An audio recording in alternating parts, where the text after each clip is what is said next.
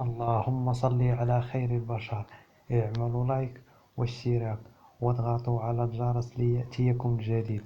ادعمونا في قناتنا الرياضة واكتبوا لنا في الكومنتار. وليد الركراكي يستعد لاستبعاد 5 لاعبين من المنتخب ويستفيد من اللاعبين الشباب الذي لعبوا الأولمبياد باريس.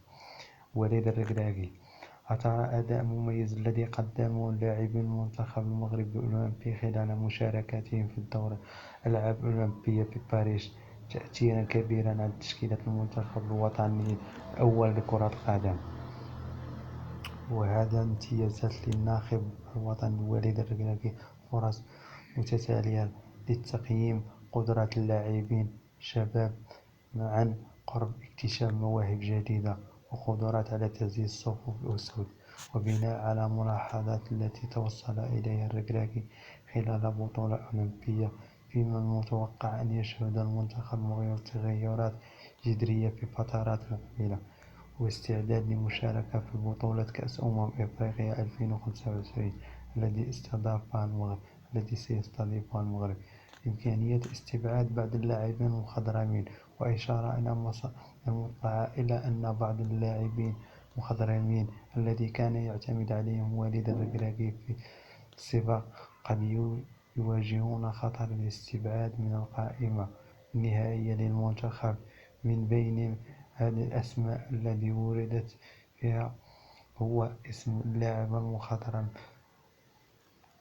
سفيان بوفال، لاعب وسط الموهبة الذي عانى كثيرا من الإصابات في الفترات الأخيرة. ملاح الذي تعرض للانتقادات في بعض المباريات. يحيى عطية الله، مدافع المنتخب الذي انتقل مؤخرا إلى نادي الأهلي المصري. حكيم زياش الذي لم يعد مستواه كما عاهدنا وتراجع في المستوى. رومان سيس الذي كبر في السن وتكررت له الإصابات. وصعود نجوم أولمبياد للمنتخب الأول. في المقابل، متوقع أن يشهد المنتخب الوطني انضمام مجموعة من اللاعبين الشباب الذي تألقوا بشكل لافت في الأولمبياد، من بينهم إلياس أخوم، لاعب وسط الذي أظهر مهارات فنية عالية.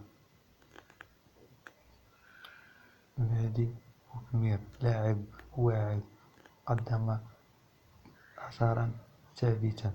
كما متوقع عودة اللاعب كبير عبقر إلى صفوف المنتخب الوطني بعد غياب دام فترة. تغيير جذري في الآفاق. تشير هذه التغيرات المحتملة إلى أن وليد الركراكي يسعى لبناء منتخب واعد في المستقبل، ويعتمد على مزيج من الخبرة والشباب. ومتوقع أن تشهد تشكيلة أساسية للمنتخب تغييرات كبيرة في فترات مقبلة، مما سيفتح الباب أمام جيل جديد من الانضمام إلى صفوف الأسود.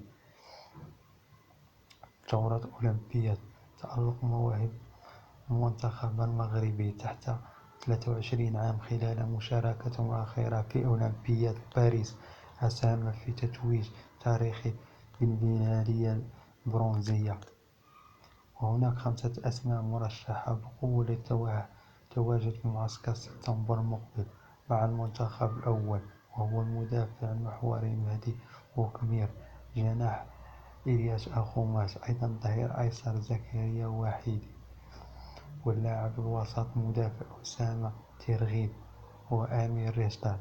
وينتظر أن تكون منافسة محتملة على التشكيل الأساسي، خاصة أن هامش الخبرة أصبح كبيرا للغاية أمام المدرب وليد الركراكي وعديد من اللاعبين، ومنهم الموهبة الأسطوري إبراهيم دياز. اعملوا لايك واشتراك واضغطوا على الجرس ليأتيكم الجديد. ادعمونا في قناتنا الرياضة واكتبوا لنا في الكومنتار. دمتم في رعاية الله وإلى اللقاء.